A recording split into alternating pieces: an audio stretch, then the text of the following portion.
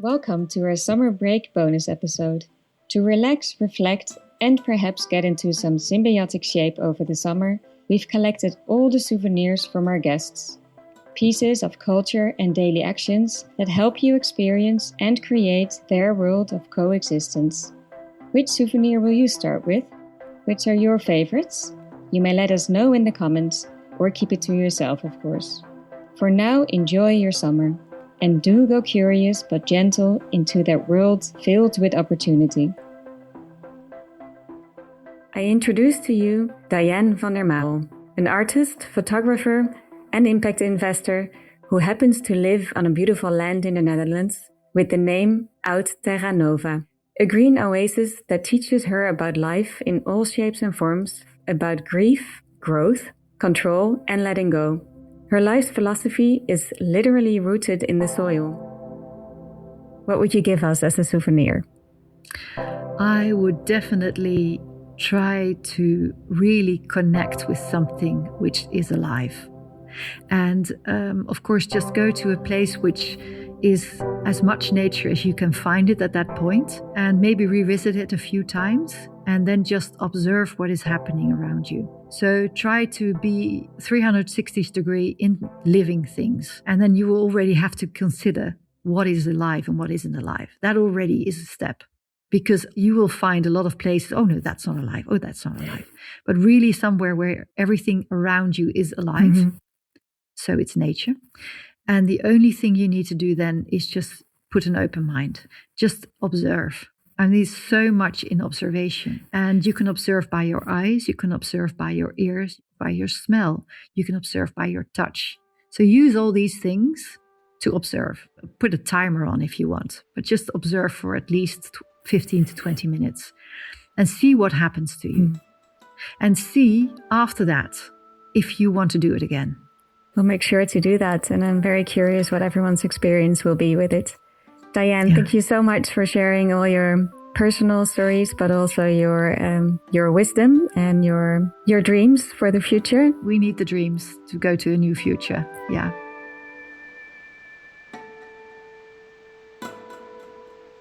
Today I am joined by Marta de Menezes, a Portuguese artist who works at the intersection of art and biology since the late 90s. At this intersection, she explores how biological sciences offer us conceptual and aesthetic opportunities. She turns this into bioart.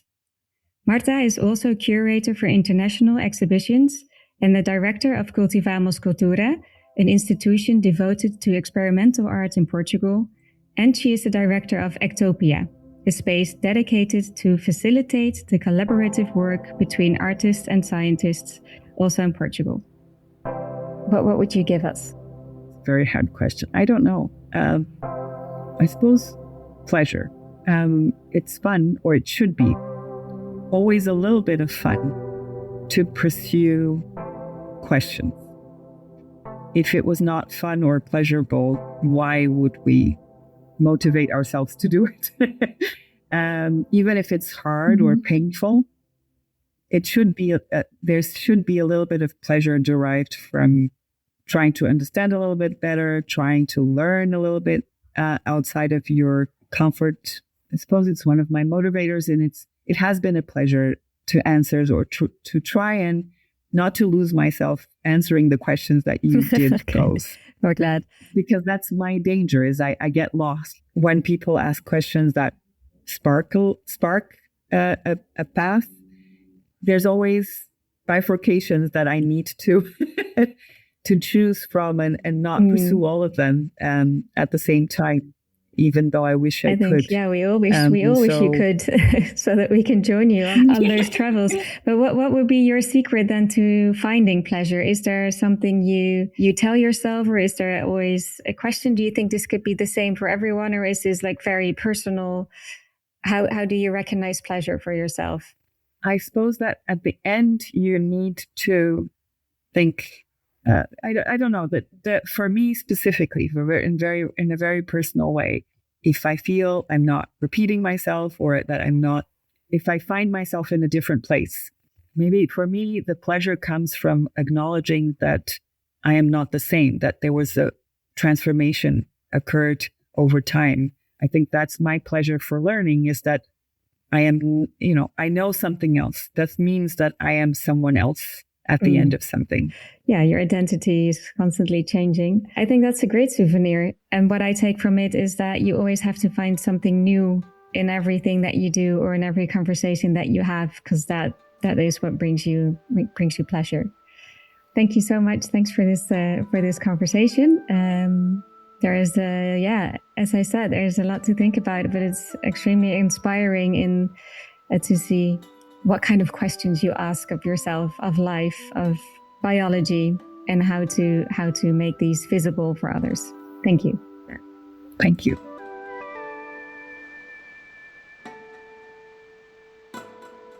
George Birch is joining me today.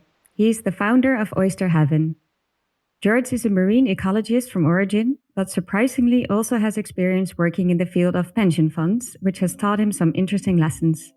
And then he learned other lessons from working at a foundation and decided it was time to take matters into his own hands.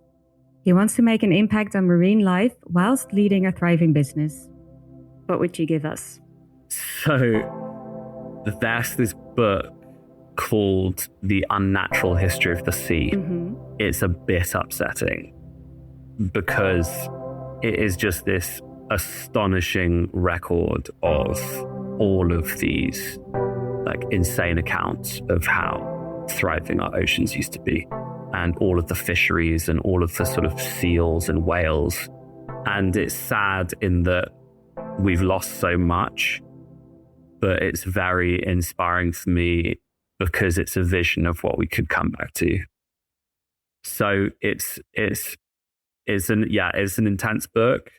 I wouldn't say dense or difficult to comprehend, but if you want to have a glimpse of what could be and maybe in a sad way what's lost, then I think I would definitely give that one a go. It's by Callum Roberts. Okay. It's called The Unnatural History of the Sea. So your souvenir to us is to read that book and to experience that, besides going to your website, of course, and understanding how it all works. Well, I think don't stop eating oysters. Okay. Keep eating oysters.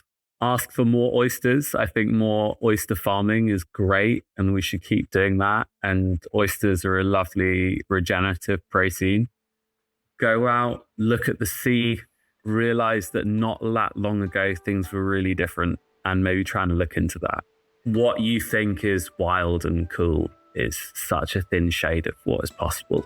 And I just had so many moments over the last 5 years, even as someone who had studied marine ecology, just being mind blown about what was going on not so long ago.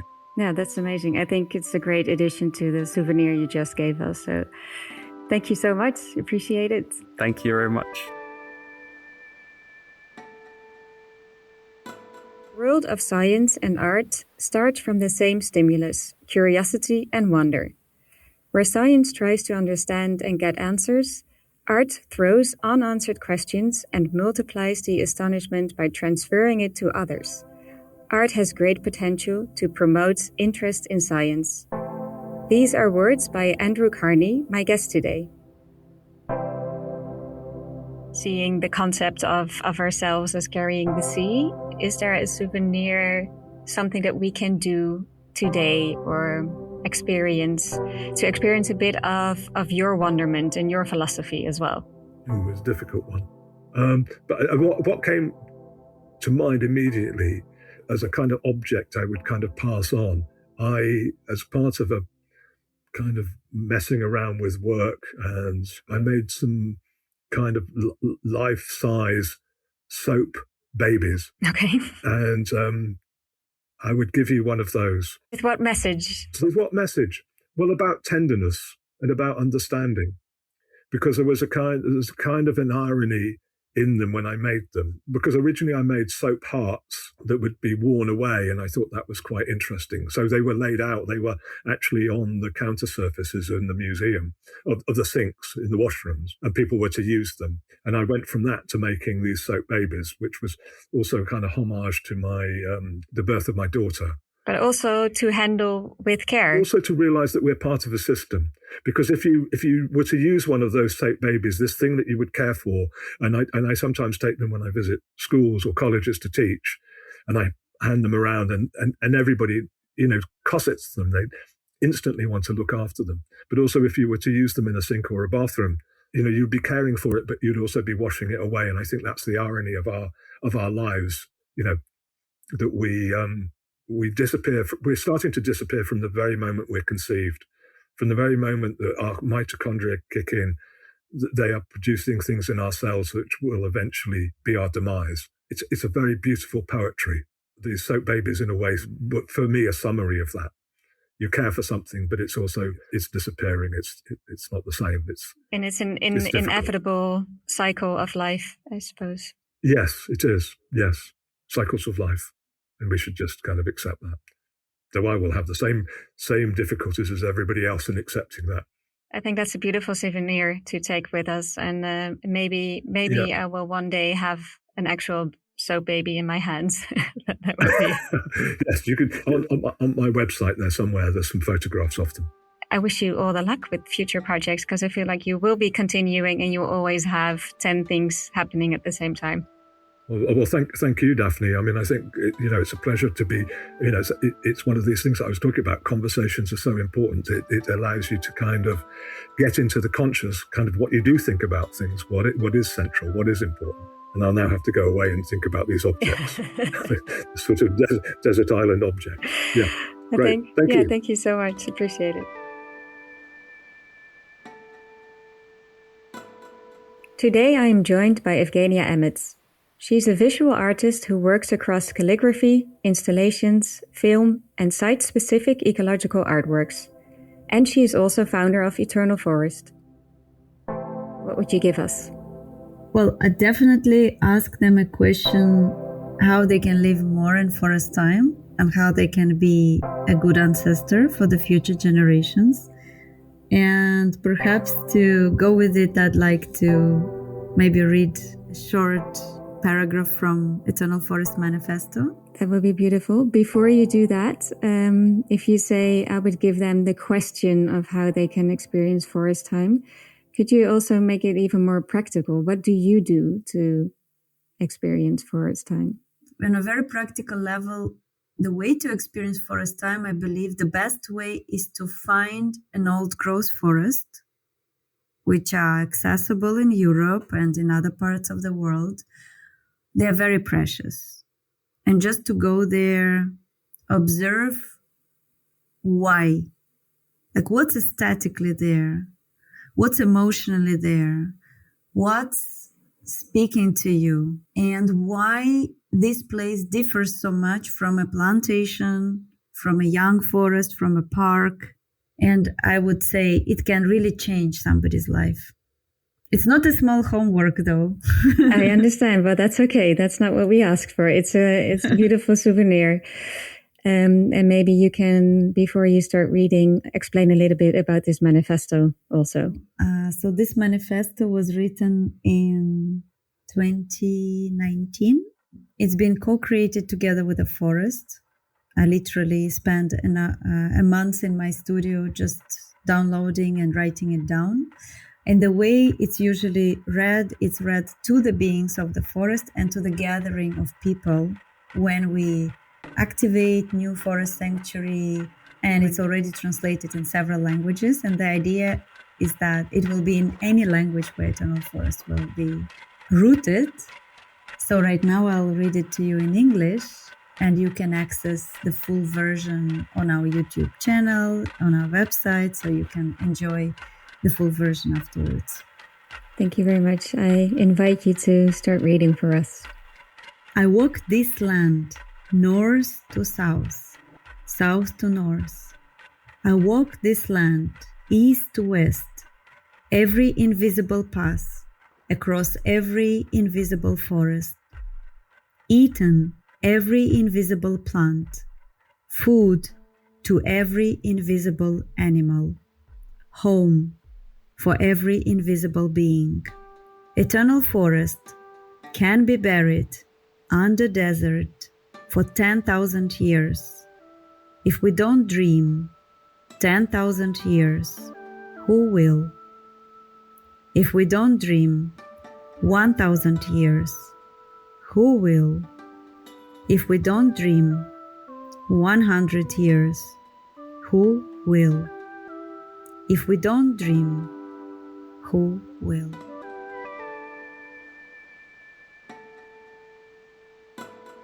Our wonderful signature intro music and other soundscapes throughout the episodes are all of his work. His name is Mark Oman, and as you might expect, he's a musician, but actually, he's a bit of a jack of all trades because he's also a teacher and someone that organizes all sorts of events, projects, meetups, etc. Let's see what all of these activities have in common and how they relate to the art of coexistence. If someone listens to our conversation, what would you like to give them as a souvenir? Yeah. Wait, can it be two things, or should it be just one? Sure. Okay, just a thing to do is don't say make music, because that's talk to strangers. It's really a lot of people are like, why should I talk to someone I don't know?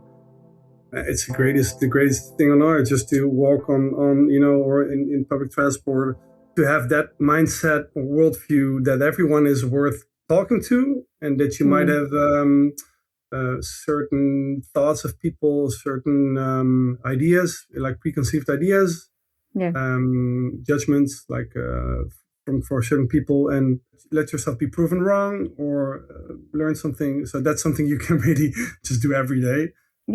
Be very open to be open to others. Yeah. I think we also talked about the work of Esther Stanford Jose, and she's a reparationist, UK-based reparationist. Her work goes really too far to, and I'm not well equipped to really summarize what she does, but she does talk about reparations, not necessarily paying back what others took, and this is about colonialism. And most of the time, it's being defined as a financial reparation, right? Paying, for example, money to the descendants of enslaved people over the world, or specifically for the Netherlands, for people with Surinamese or background, for example, Afro-Surinamese people. Her conception of reparations is so much broader. It goes about restoring the earth to a kind of pre-colonial situation, to the relations people had before colonialism took over and destroyed so much. There's some really great work of hers online, videos, lectures. Esther Stanford, she's amazing. Is there one specific article or a video that you think we should start with? I got to be lucky to follow one workshop just with her, like in person with a small group. As the workshop proceeded, she started to talk louder and louder, and we got more like engaged, because to be in her presence is just already really amazing, and to hear her stories. But there's a lot of really great lectures and workshops online on YouTube, for example. Yeah. Wonderful. Esther Stanford Jose. Check that. Excellent.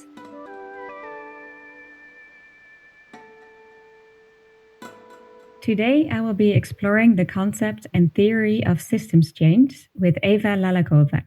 She's originally from Prague, but has lived, studied and worked across Canada, Scotland and the Netherlands for the past 13 years. Since 2018, she has been part of Metabolic, an Amsterdam-based systems change organization. Metabolic is, and I quote, focused on bioregional regeneration, building the economic, governance and capital models that allow whole regions to come back into balance with the living world. And is there something you would like to add that we can maybe do today or experience or anything? That's a great question. What came to mind immediately is a few things that give me hope in this world that we're living in, which is really not easy. And I'm sure that lots of the listeners will know what I mean. Hope is an activity, is an action. Keep going. Don't give up and keep educating yourself. Keep also looking at the good. Nobody really knows about it. There's very little knowledge about what's happening in the mainstream media, but positive tipping points are real. and are happening faster than we think. My generation has lived through one, which I think is a nice example. The solar revolution, something that become this very expensive, weird curiosity maybe, to the cheapest electricity source in many regions in the human history in 15 years. So exponential problems require exponential solutions. And we have a lot of good ideas and a lot of good solutions that are already out there. Everywhere in the world, there's people that understand and that are trying to build a better world in one way or another, quietly, locally, often not recognized at all. The next generation is already asking different questions. Let's be bold in, empowering ourselves. I mean, work is such a big chunk of our lives. So what are you doing and why? What kind of impact can you actually make still? And what is the kind of shift that you might be able to make? And hey, AI might replace a lot of jobs very quickly. So this will be a very relevant question for everyone. There's so much that the nature needs, and the nature really wants to come back, right? Mm-hmm. Soil rebuilds itself. The default state of the living systems is actually regeneration. So let's help it. Hope that you're giving us, and training that muscle of hope as well to stay hopeful. And the other one is asking ourselves questions. What are you doing? Why are you doing it? Is this the way to go forward for a better world? Yes, I would say so. Excellent. Kathy Hai is an interdisciplinary artist working with technology, art, and biology. She collaborates with scientists and artists. Her work is about living systems, animal sentience, and ethical dilemmas of biotechnology and medical industries. Kathy is also an activist and educator and teaches courses like Biopunk and Queer Ecologies. What is it that you would give us? Oh, what a great question. I would like to propose that people look at this book that just came out recently by a theorist whose name is Stacy Alaimo. She's been fascinated with deep sea animals and our practices with deep sea. Like, are we going to mine and extract everything, or how are we going to deal with this body of creatures and entities that we don't really know? So she wrote a book that just came out this year, The Abyss Stares Back. I think that's it. Hold on. Let me just look. Yeah. The Abyss Stares Back, Encounters with Deep Sea Life. So why should we read it? I really love the way that she talks about how we really need to be invested in our deep seas, and that people don't really care. We don't really care because we don't really understand. It's very hard for us to understand them. We're not sea creatures, although we came from being sea creatures. How do we make people, and back to your comment about empathy, how do we make people begin to develop a kind of empathy for these kinds of life forms? And so she goes through different examples in the book of things that are not maybe as successful and things that are successful that have been done by artists. And it's really philosophical but also critical, and it's great. I really like her arguments and the way she talks about it. Our whole need for this kind of concern. So that's what I would propose. Emma van der Leest is an award-winning biodesigner, researcher, teacher, and author based in Rotterdam in the Netherlands. If you take one glimpse on her website, you'll quickly notice that she does a lot. But she likes to call herself also a connector more than anything. Is there something that you do in your daily life that you wish for us to do or to take with us? Curiosity, I think. Curiosity is a kind of exercise I do every day. Is at the end of the day, I think about what I've done, like a little meditation maybe, but also what I've learned. And it's not always about learning something new, but maybe a person who told you something that sparked your mind. And I've read in a research about Alzheimer, actually, the Alzheimer disease, is that it's good, especially for women, to be aware of new things you've learned. But besides that research, I always think it's sometimes very grateful. I'm very grateful for a scientist who told me something new, even though it's mathematics.